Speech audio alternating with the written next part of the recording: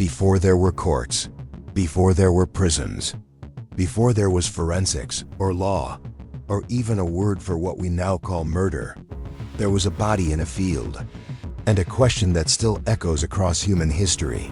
Where is thy brother? It's the first question asked after the first homicide. And the answer? The first cover-up attempt in human history. Today, we open the oldest cold case file in existence. We examine the evidence. We reconstruct the timeline. And we ask the questions investigators have been asking for millennia. What really happened between two brothers in that field? What was the motive? And why does this ancient crime still matter? The setting is the primeval age, east of a garden called Eden. The exact year is unknowable, but the scene is precise. A man named Adam, a woman named Eve, and their first two sons. The text opens with a birth announcement that doubles as a theological statement. Genesis chapter 4, verse 1. And Adam knew Eve his wife, and she conceived and bare Cain, and said, I have gotten a man from the Lord. That name Cain, in Hebrew, it's Cain, and it sounds almost identical to the word Eve uses, kaneti, meaning I have gotten or I have acquired. This is not accidental. In the ancient Near East, names were destiny, names were character, names were prophecy spoken over a child before they took their first breath. Eve names her firstborn acquired or gotten. He is her possession, her achievement, her man from the Lord. Then comes the second son. Verse 2. And she again bare his brother Abel. Notice something. For Cain, we get a full birth announcement, a statement of pride from his mother, an explanation of the name's meaning. But for Abel, nothing. Just she again bare his brother Abel. No explanation, no pride, no theological statement. And that name, Abel, in Hebrew, it's Hevel, the same word used throughout the book of Ecclesiastes, translated there as vanity. It means breath, vapor, a wisp of air that appears for a moment and then vanishes. Here we have two brothers, one named substance, one named vapor, one who is acquired, possessed, held onto, one who is transient, passing, already half gone. Some scholars look at these names and see literary foreshadowing. The author knows how this story ends and chose names accordingly. Others suggest the names reflect something about the brothers' characters as perceived by their parents. Either way, the contrast is stark. The text continues, establishing their vocations. And Abel was a keeper of sheep, but Cain was a tiller of the ground. Shepherd and farmer. Two of humanity's oldest professions. Two ways of wresting life from the earth. Neither is presented as inherently better than the other. But here's what the text implies without stating. Both brothers lived within a system of religious observance. They knew to bring offerings. They knew there was a proper way to approach the divine. This wasn't invention. This was inheritance. Now we arrive at the inciting incident. Verse 3, And in process of time it came to pass, that Cain brought of the fruit of the ground an offering unto the Lord. That phrase, in process of time, in the Hebrew, it's miketz yamim, meaning at the end of days. This suggests a specific time, a designated occasion, perhaps a harvest festival or an appointed period for offerings. The brothers didn't decide on a whim to bring gifts to God. There was a rhythm to this, an expectation. Cain brings what he has, fruit of the ground, the work of his hands. Then verse 4, And Abel, he also brought of the firstlings of his flock and of the fat thereof. Most people miss this detail. Read that verse again. Abel brought the firstlings and the fat thereof. Firstlings, the firstborn of his flock, not the leftovers. Not the runts, the first. The best. The ones that required faith to give away because you don't yet know if more will come. And the fat. In the ancient world, the fat was considered the choicest portion, the richest part, the part you'd want to keep for yourself. Now look at Cain's offering. Cain brought of the fruit of the ground. Just fruit of the ground, no qualifier. No first fruits, No indication of quality or intentionality. The text doesn't say Cain's offering was bad. It doesn't say the produce was rotten or insufficient. But it does draw a contrast through emphasis.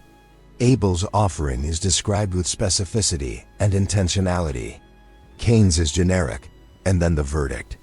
Verses 4 and 5, "And the Lord had respect unto Abel and to his offering.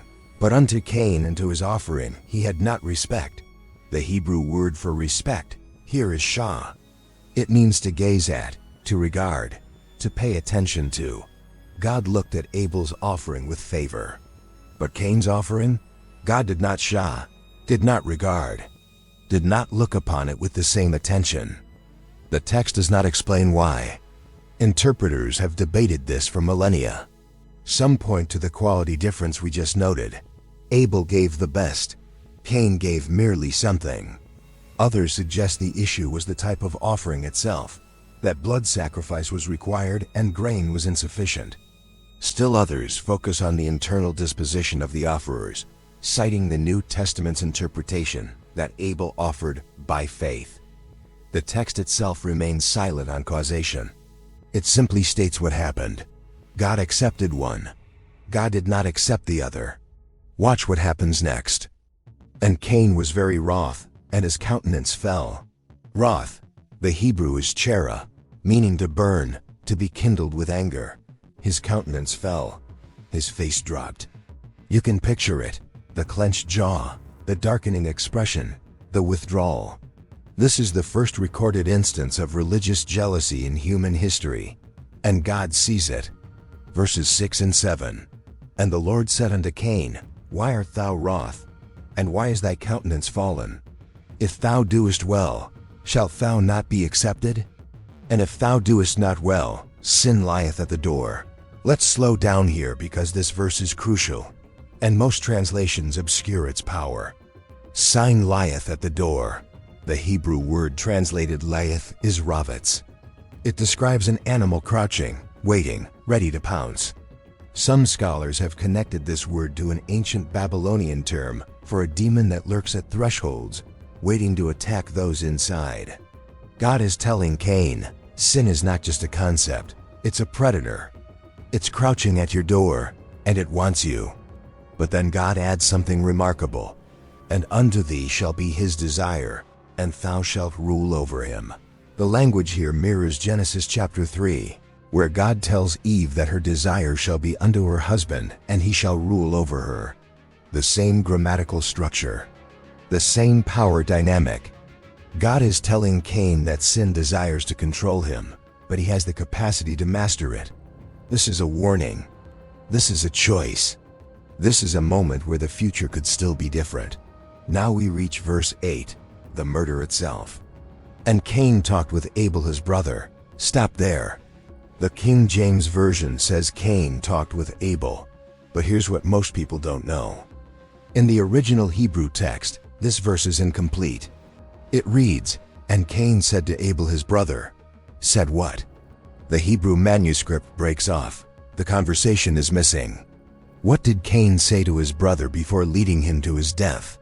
The text doesn't tell us. It's one of the oldest textual mysteries in the Bible. The ancient Greek translation, the Septuagint, attempts to fill this gap. It adds, "Let us go out to the field." Some scholars believe this was the original line that dropped out of the Hebrew manuscript over centuries of copying. Others think it was an interpretive addition by the Greek translators. Either way, the effect is haunting. Cain speaks to his brother. We don't know what he says. And then, "And it came to pass when they were in the field, that Cain rose up against Abel his brother, and slew him." There it is. 12 words in English, even fewer in Hebrew. The first murder in human history, compressed into a single sentence. No weapon is named. No method described. No struggle recorded. Just, Cain rose up. Cain slew him. The word for slew is hareg. It means to kill, to slay, to murder. It's direct, brutal, final. We don't know if Cain planned this in advance or if rage overtook him in the moment. The text doesn't say. All we know is that in the field, east of Eden, One brother took the life of another. And then something happens that will echo through every murder investigation in human history. Verse 9, "And the Lord said unto Cain, Where is Abel thy brother?" Remember that word from the beginning of our investigation? Here it is again. The first question after the first murder.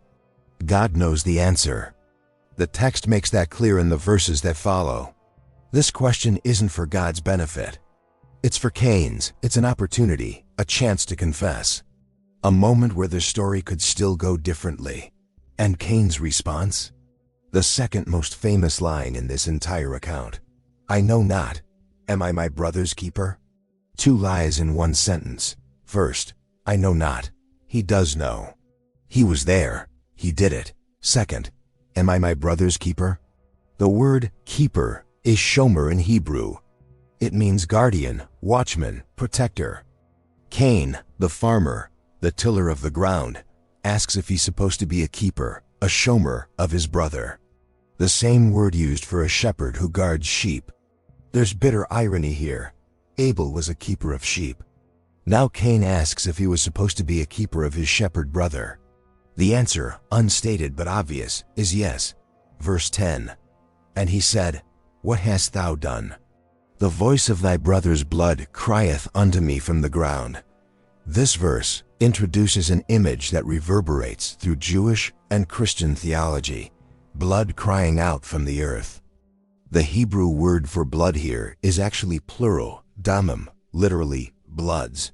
Some rabbinic commentators suggest this plural hints at Abel's unborn descendants, all the potential lives cut off by this single act. The earth itself has become a witness. The ground that Cain tilled for his livelihood now testifies against him. Now comes the sentencing. Verses 11 and 12, "And now art thou cursed from the earth, which hath opened her mouth to receive thy brother's blood from thy hand. When thou tillest the ground, it shall not henceforth yield unto thee her strength. A fugitive and a vagabond shalt thou be in the earth." Notice the precision of this judgment. Cain was a farmer. His identity, his livelihood, his entire existence was bound to the soil, and now the soil turns against him. The ground that received his brother's blood will no longer yield its strength to him. He cannot be what he was. The farmer can no longer farm. The tiller can no longer till. And beyond that, he becomes a wanderer. The Hebrew words are ne and nad, a fugitive and a vagabond, rootless, homeless, perpetually displaced. Cain's response in verses 13 and 14 is fascinating. "And Cain said unto the Lord, My punishment is greater than I can bear. Behold, thou hast driven me out this day from the face of the earth, and from thy face shall I be hid.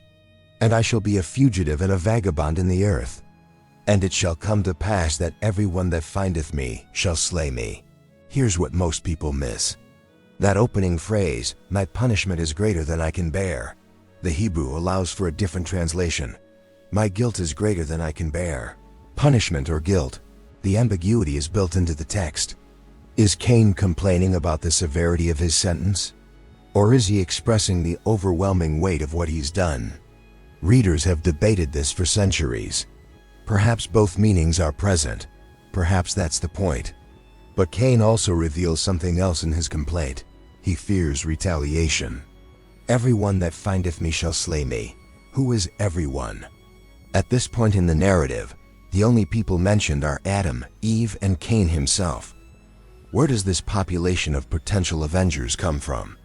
The text doesn't answer this directly. Some interpreters suggest that Adam and Eve had other children not mentioned in the narrative, that the story focuses on these three brothers, while a larger family existed in the background. Others see this as Cain anticipating future generations. Still others point to ancient Near Eastern literary conventions, where narratives don't always account for background populations. Whatever the explanation, Cain fears blood vengeance. An eye for an eye before that law was ever codified. He killed, and now he expects to be killed. And here's where the story takes an unexpected turn. Verse 15, "And the Lord said unto him, Therefore whosoever slayeth Cain, vengeance shall be taken on him sevenfold." And the Lord set a mark upon Cain, lest any finding him should kill him. God protects the murderer, not approves, not excuses, but protects. The mark of Cain, whatever it was not a badge of shame designed to identify him for punishment. It was the opposite. It was divine protection. A warning to others. Touch this man and face sevenfold vengeance. What was this mark? The text doesn't say. Some have speculated it was a physical sign, a mark on his skin. The Hebrew letter Tav, which in ancient script looked like a cross or an X, has been suggested. Others think it was a sign of some other kind, a reputation, a warning that preceded him. The nature of the mark remains unknown.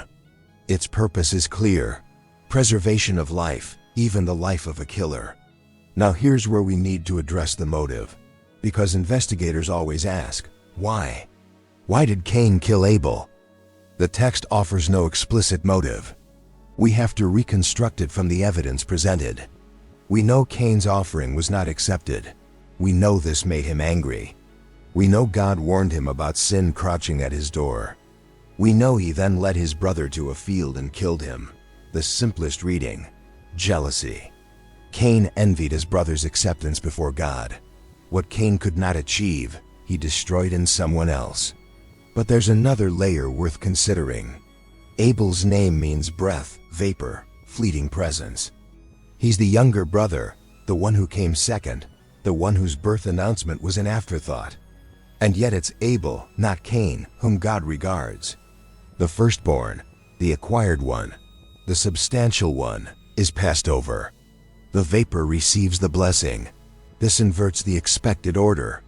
And Cain, whose very name means gotten or acquired, cannot possess the one thing he wants: divine acceptance. The New Testament provides additional interpretive layers. The first epistle of John states plainly, "Not as Cain, who was of that wicked one, and slew his brother."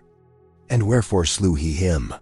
Because his own works were evil, and his brothers were righteous. Here the motive is framed as moral contrast. Cain's works were evil. Abel's were righteous. The murder was the fruit of that fundamental difference. The epistle to the Hebrews adds, "By faith Abel offered unto God a more excellent sacrifice than Cain." Faith. It wasn't just what was offered, but the disposition of the offerer. Abel acted in faith. The implication is that Cain did not. These interpretations don't contradict the Genesis account. They fill in what that account leaves unstated. Whether we accept them depends on our interpretive framework. One more element deserves attention. After the murder, after the curse, after the mark, the text tells us where Cain went. Verse 16, "And Cain went out from the presence of the Lord, and dwelt in the land of Nod, on the east of Eden." Nod, the Hebrew word, means wandering. Cain the vagabond goes to live in the land of wandering. There's literary artistry here. His punishment becomes his address. And there, in the land of Nod, Cain does something unexpected. He builds. Verse 17 tells us he fathered a son named Enoch and built a city, naming it after his son. The wanderer builds a city. The fugitive puts down roots. The man cursed from the soil creates permanent structures upon it. What do we make of this? Some see defiance, Cain refusing to accept his fate as a vagabond. Others see human resilience. Even the cursed create, build, and establish lineages. The text offers no moral commentary. It simply reports, Cain had descendants. Cain built cities. Cain's line produced musicians and metalworkers and poets. And then the flood comes. And Cain's entire lineage vanishes from history.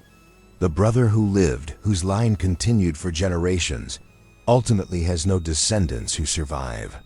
While Seth, the replacement son born to Adam and Eve after Abel's death, becomes the ancestor of Noah, and through Noah, of all humanity.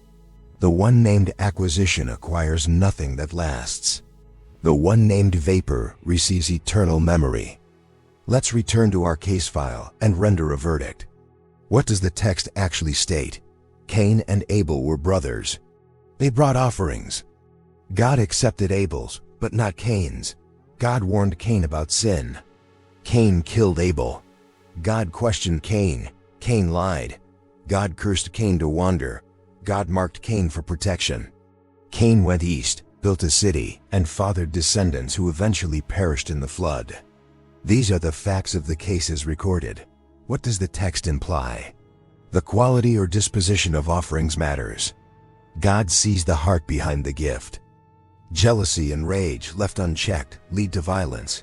Even after terrible sin, humans can continue to create and build. Divine justice and divine mercy coexist. Cain is both cursed and protected. Bloodshed cannot be hidden. The earth itself becomes a witness. These are reasonable inferences from the evidence presented. And what can we take from this today?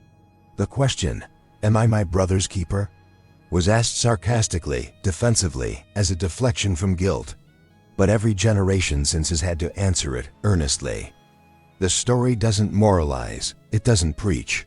It presents a sequence of events and lets readers draw conclusions. A man had an opportunity to do well and didn't. A man was warned about sin crouching at his door and opened that door anyway. A man was asked where his brother was and chose to lie. At every point, choice was possible. At every point, a different path existed. And that may be the most uncomfortable truth this case file presents.